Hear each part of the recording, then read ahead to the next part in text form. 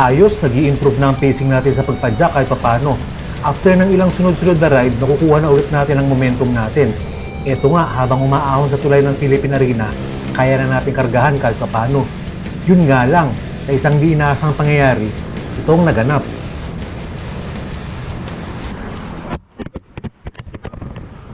Aray ka!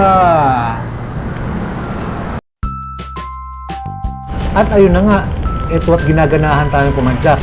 Pangatlong straight na araw na ito na nagbibisikleta ako.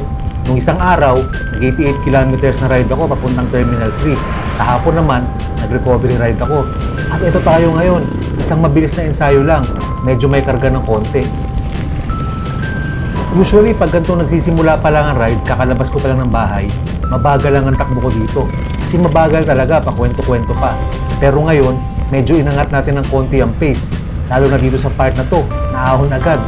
Pero pagkatapos niyan, kaliwagad ng mahabang parang sa Santa Maria, Bulacan at rock music. Pasok!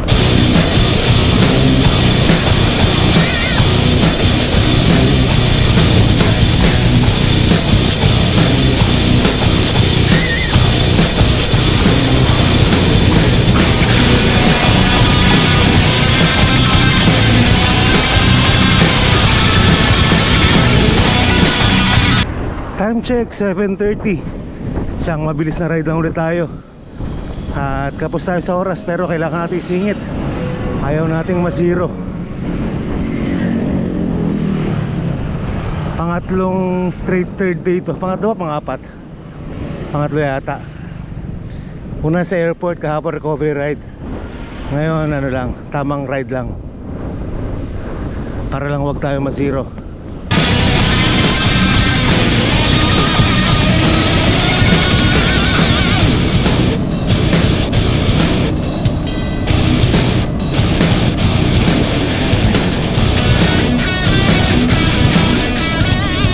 Ang madalas na ruta ko pagka quick ride lang, Philippine Arena. Pero meron pang isang pwede. Dito tayo sa may Santa Maria. Doon sa may tulay, doon ang pupuntahan natin ngayon. Papuntang munisipyo ng Santa Maria.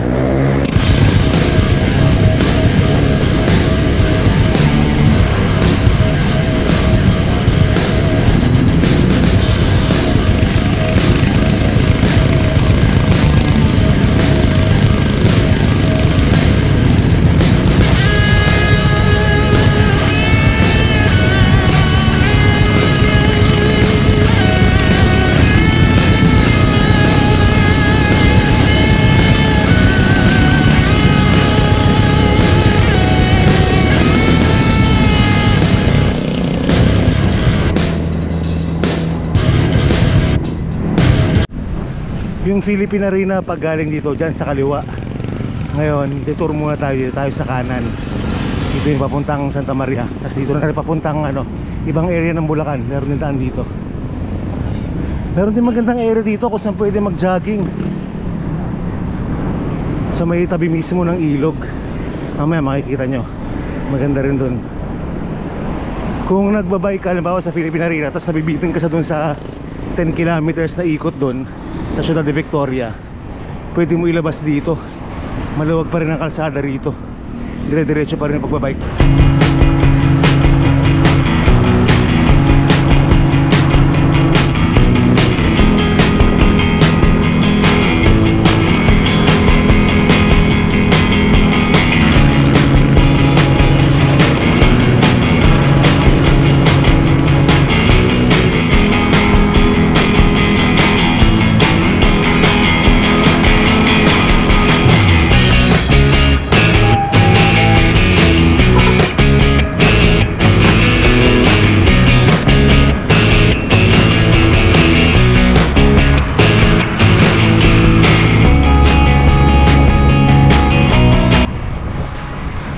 Makikita nyo rito may mga runners, bikers konti, parang Philippine Arena. Kasi may mga almusalan dito. Ayun, nakapwesto. Kamaya baka dyan din tayo mag-almusal. Punta na tayo sa dulo nitong kalsada na to.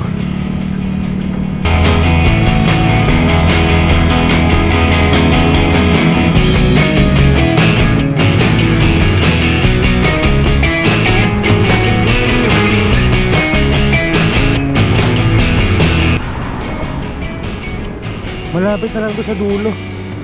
Pagdating mo dyan sa dulo ng kalsada, may kaliwat kanan papunta sa iba't ibang part ng Bulacan. Pag kanan papuntang North Sagaray, kaliwa pabalik ng MacArthur Highway. Nako, maambo na naman ah. Dito tayo sa may dulo ng kalsada. Santa Maria bypass ba to? Hindi ko alam kung bypass road to eh, pero mukha kasi maluwag eh. Dito na tayo dito. Nako, maambon, parang kahapon ng umaga nagsimula ako maambon.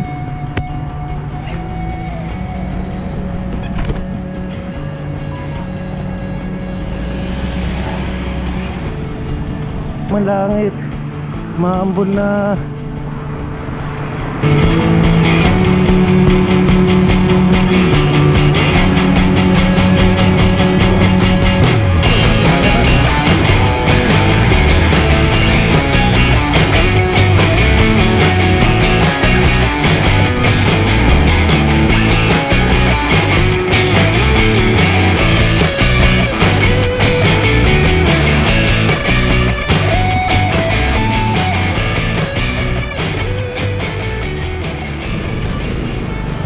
Yung itsura ng ambon parang ano eh, ambon na pang matagalan.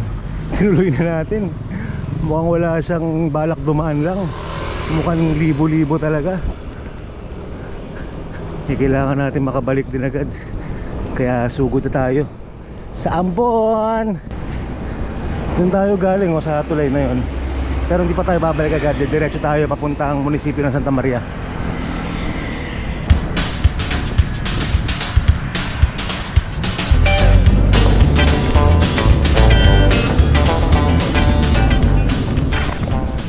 Wala tuloy yung momentum natin.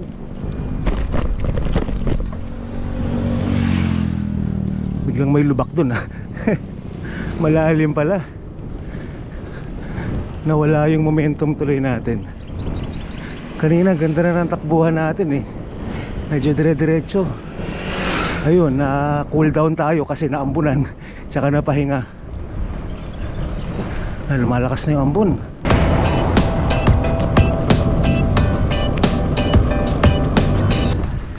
Haba pa nito, itong ruta na to.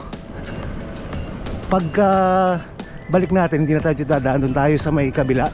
Ang labas natin sa may Petron, sa may McDo, sa Philippine Arena.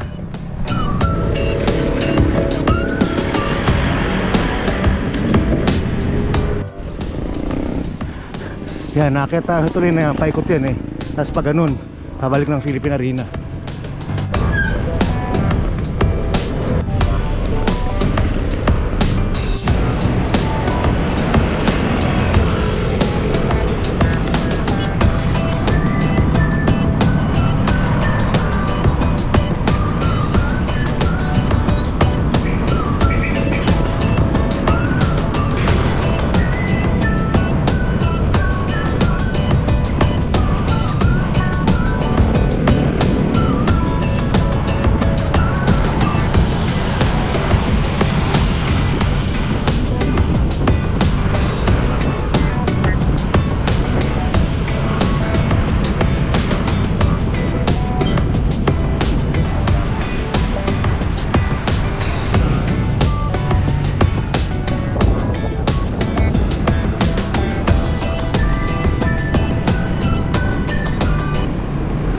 Ayun na, malapit na after dito sa junction. May kakaliwaan tayo dyan papuntang Petron ng Philippine Arena.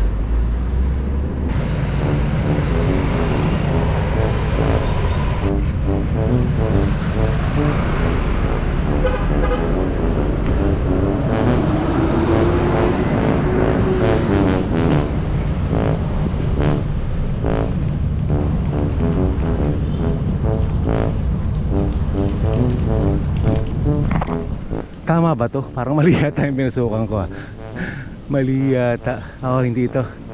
Sa next pa tayo, sa next. Alam ko napasukan ko rin dati, dead end yan. Isa pa. Nalito ako kasi ron sa may lumabas sa truck. Akala ko yun ay labasan ng mga sasakyan. Unang kanto pa lang yun eh. Dito pala tayo. Ayun, sa may marami lumalabas sa sasakyan. Tapat ng Sea Oil.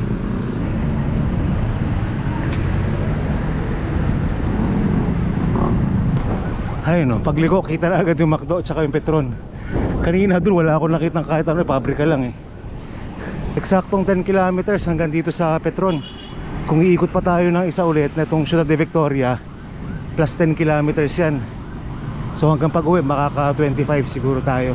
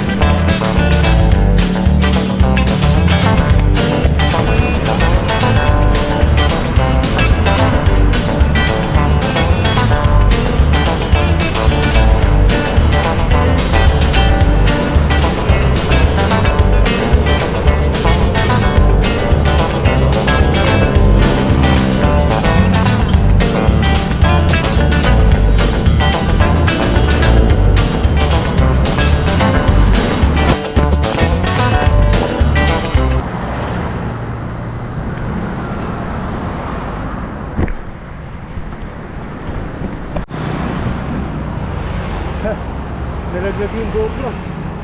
Doon na, wala kasunod sa sakyan. Sorry tayo. Napahinga tuloy tayo. Tapos na yung Lex. Kinabahan ako ron ah. Akala ko may sasakyan agad sa likod ko eh. Ma-GGG yung GoPro natin. Buti na lang talaga. Thank you Lord. Relax na muna tayo, relax. Isang ikot lang tayo. Dulo nito MacArthur Highway, mag-U-turn tayo doon. Tapos pauwi na tayo. Ayos na yan. Mga 25 plus kilometers din.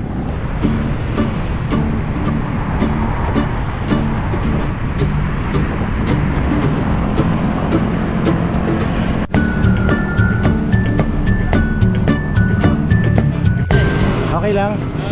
Ayun, kapot-pot natin si Master. Master, pangalan mo? Alex. Master Alex, taga saan ka? Wala, Imawe. Ah, okay. Ayos, Master. Kahit dating biker, may jogger na lang. Di madalas ka tumatakbo dito? Okay. Ayos, Master Alex, nice meeting you. Ano na po ma? Sige po, ingat po.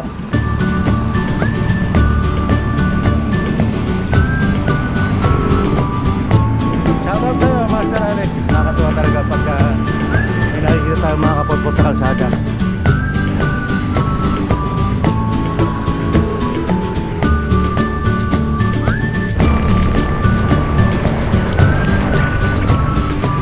Kaliwa na lang pala tayo dito sa MacArthur Highway, Pamarilao, para buka yung loop natin sa Strava. Follow nyo ko Strava, Ian Hao.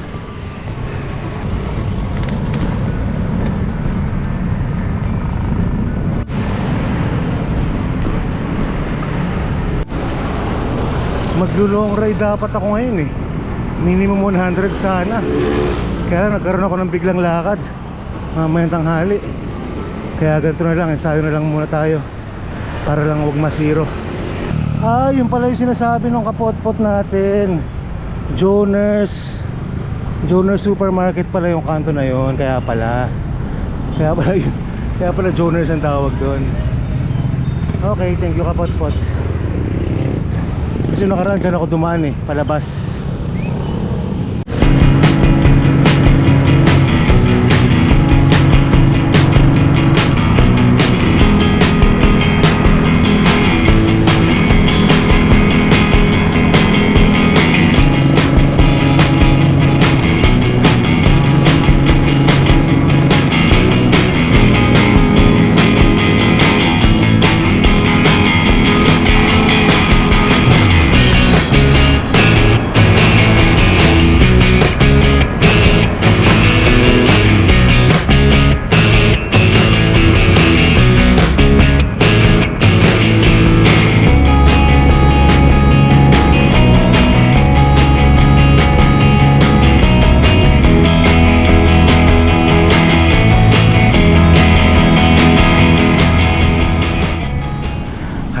malapit na matapos at magiging loop pala yung ano natin, yung ating quick ride.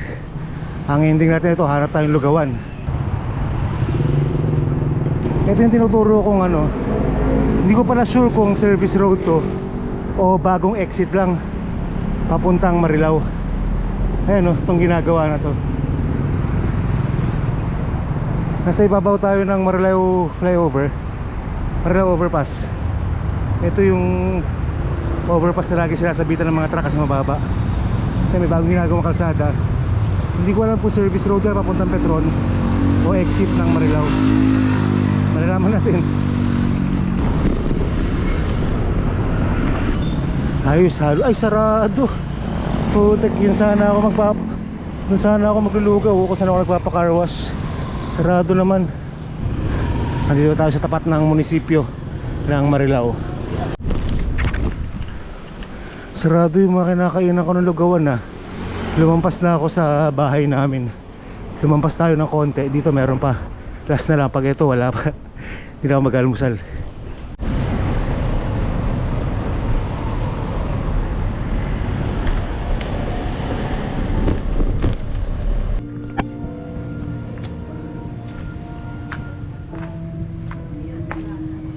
Lugaw to ako, white log.